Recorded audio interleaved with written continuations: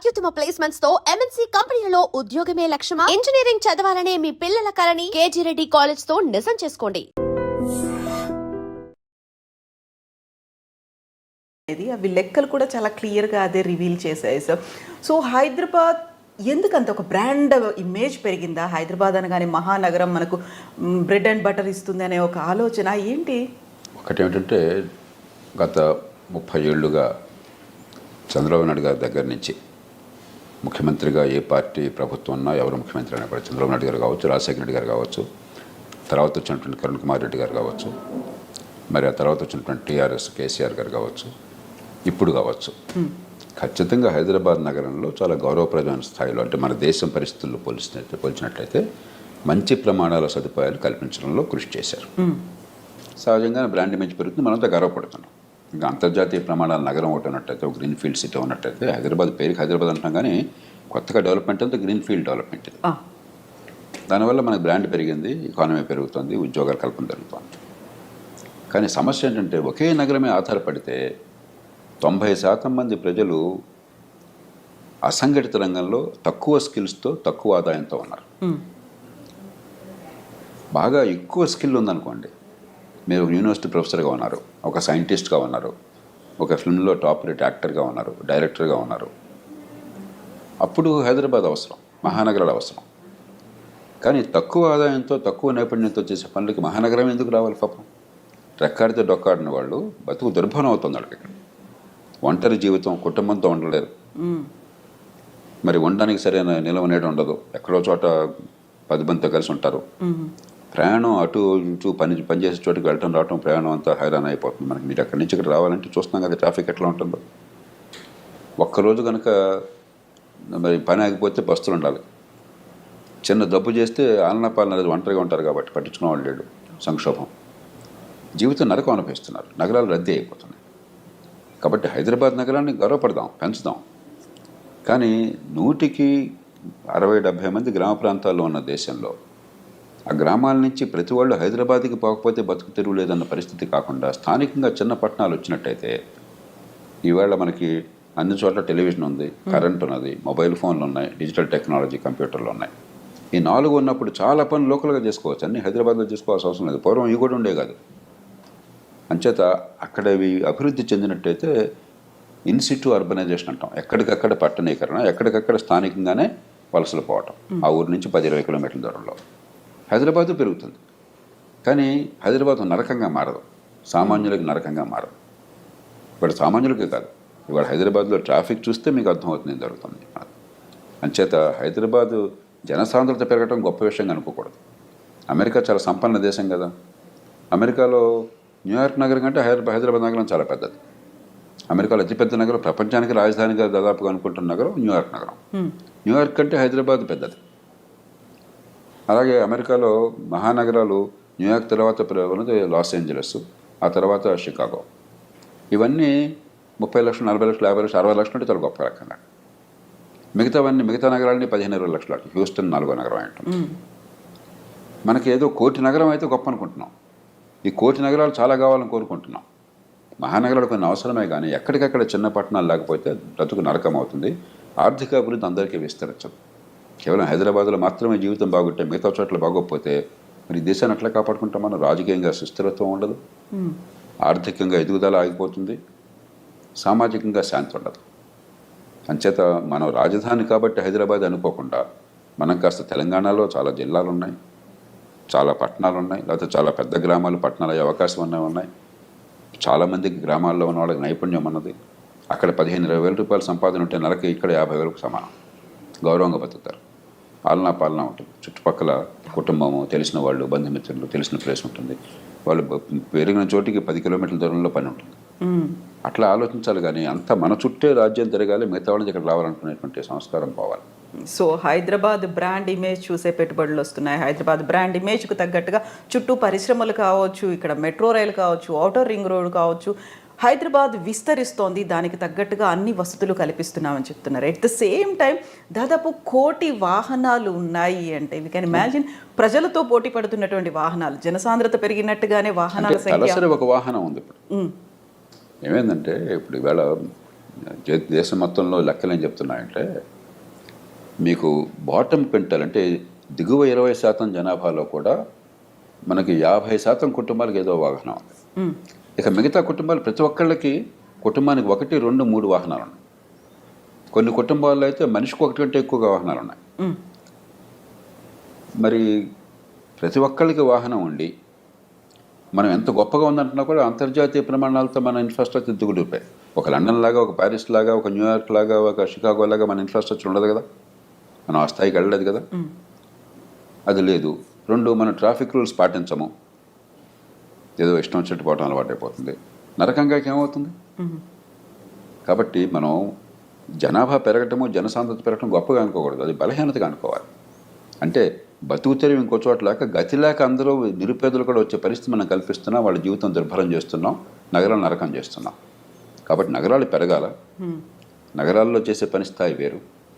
కానీ అల్పాదాయ వర్గాలకి, తక్కువ నైపుణ్యం ఉన్న వాళ్ళకి, తక్కువ ఆదాయంతో గౌరవంగా బతకడానికి, కుటుంబాల దగ్గర ఉండేటి ఏర్పాటు చేయడానికి, అక్కడ ఆర్థికంగా పెరిగే ఏర్పాట్లు మనం చేయాలి. ఈ 2 ఏకకాలంలో సాధించాలి. మనకు అసలు దృష్టి పోయింది. అంతా మహానగరమే, హైదరాబాదే. నేను హైదరాబాద్ వాసిని, గర్వపడుతున్నాను, సంతోషపడుతున్నాం. ఇక్కడ పొరపాట్లు చాలా ఉన్నాయి, ఈ పొరపాట్లు సవరిద్దాం. కానీ అక్కడ కూడా పెరిగే అవకాశం కల్పిద్దాం. అలా కాకుండా మన వాళ్ళు ఏమనుకుంటున్నారు, హైదరాబాద్ని చుట్టూ పెద్దగా ఏమి అవాంతరాలు లేవు కాబట్టి, మన సముద్రం మరొకటి అడ్డొచ్చేలేదు కాబట్టి ఊరికే విస్తరించుకుంటూ పోతున్నారు. చివరికి ఏమవుతుంది, మెక్సికో సిటీ లాగా పెద్ద అర్బన్ స్ప్రాల్ అయిపోతుంది.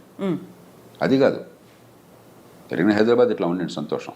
కానీ ఎక్కడికక్కడ స్థానికంగా ఆర్థిక కేంద్రాలు వచ్చే ఏర్పాటు చేయండి. అప్పుడేమవుతుందంటే గార్మెంట్ సెక్టర్ కావచ్చు, బట్టల తయారీ, లేకపోతే మీకు లెదర్ సెక్టర్ కావచ్చు, లేదంటే ఎలక్ట్రానిక్స్ చిన్న గూడ్స్ కావచ్చు, టాయ్స్ కావచ్చు. అంటే ఇవన్నీ పెద్ద వాల్యూ ఎడిషన్ లేకుండా, పెద్ద నైపుణ్యం అవసరం లేకుండా దేశానికి విదేశీ మార్గ ద్రవ్యం అనిపిస్తుంది, ఉత్పత్తి వస్తుంది. కానీ పేదలకు ఆదాయం దొరుకుతుంది, గౌరవప్రదమైన ఆదాయం దొరుకుతుంది. ఆ రకమైన ఇమాజినేషన్ లేకుండా ఎంతసేపటికి ఆర్టిఫిషియల్ ఇంటెలిజెన్సు, లేకపోతే బ్లాక్ చైన్ టెక్నాలజీస్ ఇవే వద్దని అంటలా, అవన్నీ కావాలి. కానీ దాంతోనే ఈ దేశాన్ని మనం మార్చలేం, ఈ బెదరకాన్ని తొలగించలేం. సో ఫ్లైఓవర్లు కావచ్చు, మెట్రో రైల్ కావచ్చు, ఔటర్ రింగ్ రోడ్ కావచ్చు, ఇవన్నీ కూడా హైదరాబాద్ కేంద్రంగా హెచ్ఎండిఏ కూడా ఆలోచిస్తోంది ఎలా విస్తరణకు తగ్గట్టుగా మెరుగైనటువంటి వసతులు. సరే, ఇప్పుడు జనసాంద్రతల్లో ఢిల్లీని మించిపోయింది, కాలుష్యంలో బెంగళూరుని మించిపోతుందా, లేకపోతే ట్రాఫిక్ జాముల్లో మించిపోతుందా, ఢిల్లీ, బెంగళూరు వీటితో పోటీ పడుతుందా అనుకున్నప్పుడు ప్రత్యామ్నాయాలు ఎలా ఆలోచించాలంటారు సార్? ట్రాఫిక్ విషయం ఒకటి ముఖ్యమైనది మీరు చెప్పారు. ఇప్పుడు ఈ మధ్యకాలంలో బెంగళూరు గురించి అందరూ చెప్తున్నారు ట్రాఫిక్ అధ్వానంగా ఉంటుందని. మనం బెంగళూరుతో చాలా తీవ్రంగా పోటీ పడుతున్నాం. నేను ఖచ్చితంగా మాట చెప్పాను. ఈ మధ్య 2-3 సార్లు నేను బెంగళూరు వెళ్ళాను, ఎలా ఉందో నాకు తెలుసు. మనకి హైదరాబాద్ దాదాపు ఆ స్థాయికి వచ్చేస్తాం. ఎందుకంటే వాహనాలు పెరిగినప్పుడు మనం ఏం చేయలేం. ప్రపంచం అంతా అనుభవం ఏం తెలియదంటే, మీరు ఎన్ని ఫ్లైఓవర్లు కట్టినా అది కట్టొద్దని అంటలా, కట్టాలి. ఎంత రోడ్లు విస్తరణ చేసినా కూడా పబ్లిక్ ట్రాన్స్పోర్ట్ లేకుండా, మంచి క్వాలిటీ పబ్లిక్ ట్రాన్స్పోర్ట్, మెట్రో కావచ్చు, ఆర్టీసీ కావచ్చు, ఎంఎంటీసీ కావచ్చు, ప్రైవేట్ ట్రాన్స్పోర్ట్లు కావచ్చు, ఇవన్నీ లేకుండా, అవన్నీ ఇంటిగ్రేట్ చేయకుండా, సమన్వయం లేకుండా, కుడి చేయడానికి సంబంధం లేకుండా నడుస్తున్నాయనుకోండి, మీరు ఏ తలకిందులుగా తప్ప చేసినా కూడా రద్దీని ఆపలేరు. అమెరికా కంటే గొప్ప ఇన్ఫ్రాస్ట్రక్చర్, అమెరికా కంటే పెద్ద రోడ్లు మనకు రావు. అమెరికాలో చూస్తే మీకు అనిపిస్తుంది ట్రాఫిక్ అంత నరకమా, ఎందుకంటే అక్కడ పబ్లిక్ ట్రాన్స్పోర్ట్ పెద్దగా ఉండదు, కొన్ని సిటీస్లో తప్ప. కాబట్టి క్వాలిటీ పబ్లిక్ ట్రాన్స్పోర్టు, అది కూడా అన్ని రకాల మల్టీ మోడల్ ట్రాన్స్పోర్ట్ని సమన్వయం చేయాలి. ఒకే ఒక టికెట్తో అందరూ ఒకే అథారిటీ కింద నడుస్తూ లాస్ట్ మైల్ కనెక్టివిటీ అంటాం. మా ఇంటికి సుఖంగా వెళ్ళే ఏర్పాటు కావాలి. మనకేమవుతుంది, ఇప్పుడు చూడండి, చాలా గర్వించదగ్గ మెట్రో నిర్మాణం జరిగింది.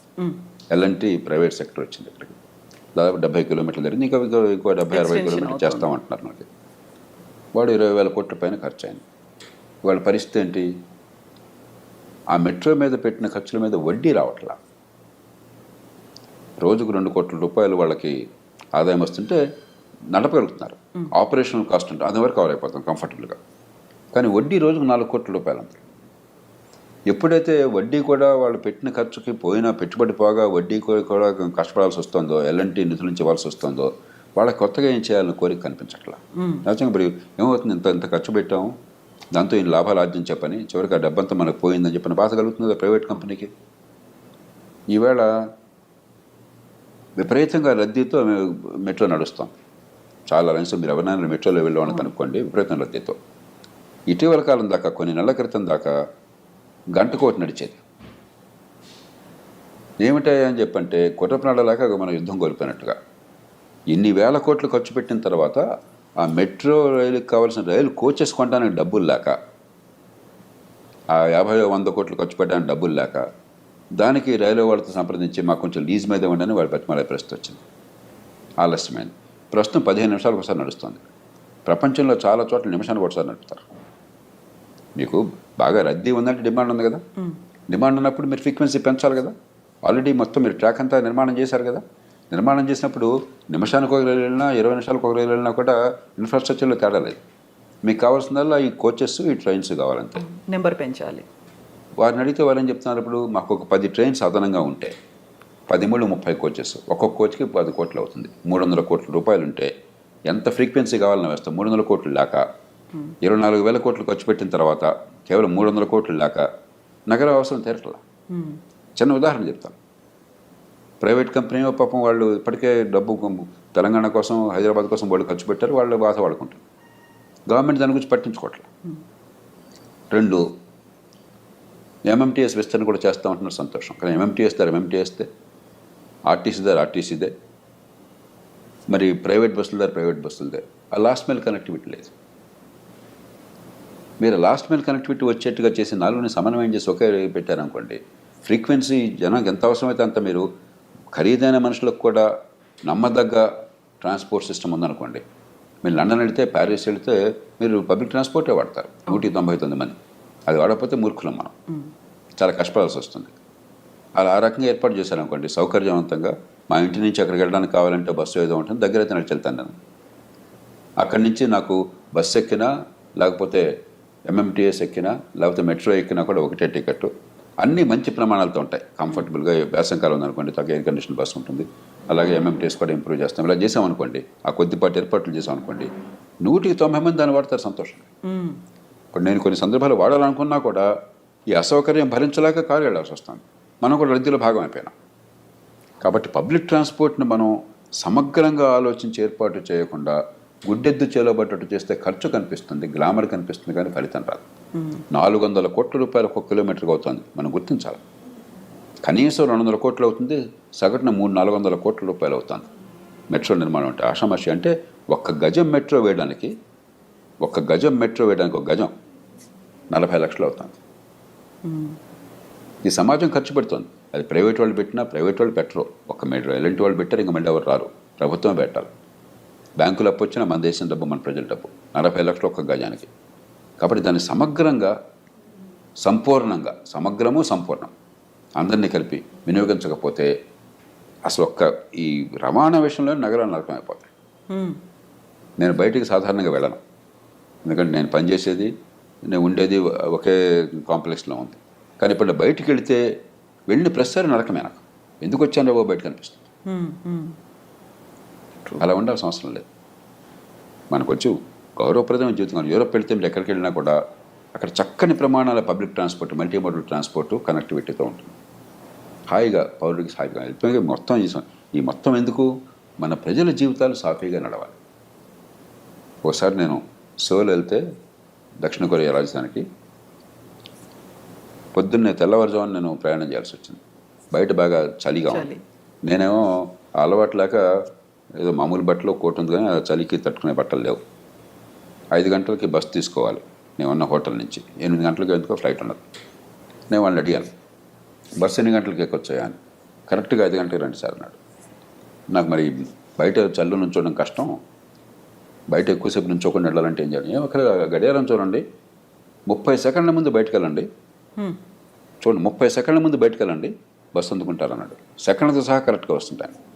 పొరపాటున మిస్ అయ్యాను అనుకో ఏమవుతున్నాను, ఏం పర్లేదు ఇంకో 15 నిమిషాల్లో మళ్ళీ బస్సు వస్తున్నాడు. నిజంగా అదంతా కరెక్ట్, నేను చూశాను. అంటే మీకు ఎంత హాయిగా ఉంది, ఎంత కన్వీనియంట్గా ఉంది. స్ట్రెస్ లేకుండా, భయం లేకుండా, కంగారు లేకుండా, హార్ట్ అటాక్ లేకుండా ఎంత హాయిగా ఉంది. అది జీవితం. ట్రాఫిక్ జామ్లో లేట్ అవుతుందేమో అంటే పౌరుడి సౌకర్యాలు పెంచాలి. మన పరిపాలన అంటే, మన వనరులు ఖర్చు పెట్టడం అంటే, జాతి వనరులు, పౌరుడి జీవితం ప్రశాంతంగా, సుఖప్రదంగా, ఉత్పాదకత ఉండేట్టుగా, మనసు చికాకులు లేకుండా ఉండాలి. అది లేని ప్రభుత్వాలు కాదు, అది చేయలేని ప్రభుత్వాలు. అసలు మర్చిపోయాం మనం. మనంతా ఆర్భాటం, హడావిడి, గొడవలు, గందరగోళాలు తప్పితే పౌరుడి జీవితం ప్రశాంతంగా ఉండడం, పన్ను కట్టే వాళ్ళ బతుకుని హాయిగా ఉంచడం, అసౌకర్యం లేకుండా చేయటం, వాళ్ళ పని వాళ్ళు హాయిగా పోయినట్టు చేయటం ప్రభుత్వం పత్రం మర్చిపోయారు. డబ్బులు మాత్రం ఖర్చు పెడుతున్నాం ఉత్సాహంగా. ఇప్పుడు మెట్రో చూడండి, ఈ మధ్య ప్రకటించారు మళ్ళీ ఇంకో 30,000 కోట్లు 20,000 కోట్లు వేస్తారు. మీరు చూడండి, ఇప్పుడు ప్రకటించారు కదా ఎయిర్పోర్ట్ దాకా ఒకటి, మరొకటి మేడ్చల్ వరకు ఉంటుంది. ఇవన్నీ కలిపితే మళ్ళీ ఇంకొక 25,000 కోట్లు అవుతుంది. ఇంకా అంచనాలు వచ్చినట్లేవు. బట్ నేను ఇక్కడ కూర్చొని చెప్పగలను అన్నమాట. ఇంత ఆర్భాటంగా చేశాము, ఫలితం రాకపోతే ఉపయోగం ఏంటి? ఇంత మెట్రో వచ్చినప్పుడు మనలో 190 మంది కార్లు అవసరం లేకుండా మెట్రోని మిగతా వాటిని ఉపయోగించిన ఏర్పాటు మీరు చేశారనుకోండి, అప్పుడు ఇవన్నీ ఫలవంతమైనవి. లేకపోతే ఊరికే డ్రామా కోసం చేస్తున్నాం. And for more videos, Please subscribe to iDream. Please subscribe to iDream. Please subscribe iDream. And please subscribe to iDream. For more videos, subscribe to iDream. please like, share and subscribe to the channel. Congratulations, iDream. Subscribe to iDream. Subscribe to iDream. So subscribe to iDream Media. iDream ki iDream team andarki huge congratulations. Please subscribe iDream Media. Please subscribe to iDream. Subscribe iDream. Please subscribe to iDream. iDream అంటే నా కళల channel subscribe చేసుకున్న నోరు తిరుగుతలేదు, మీరైతే గంట గుర్తు కొట్టండి. For more such videos, please subscribe to iDream. Subscribe to iDream. Please subscribe to iDream. Please subscribe iDream Media. Please do subscribe to iDream. Please subscribe to iDream Media. For best entertainment and information, please subscribe iDream. And don't forget to subscribe to iDream.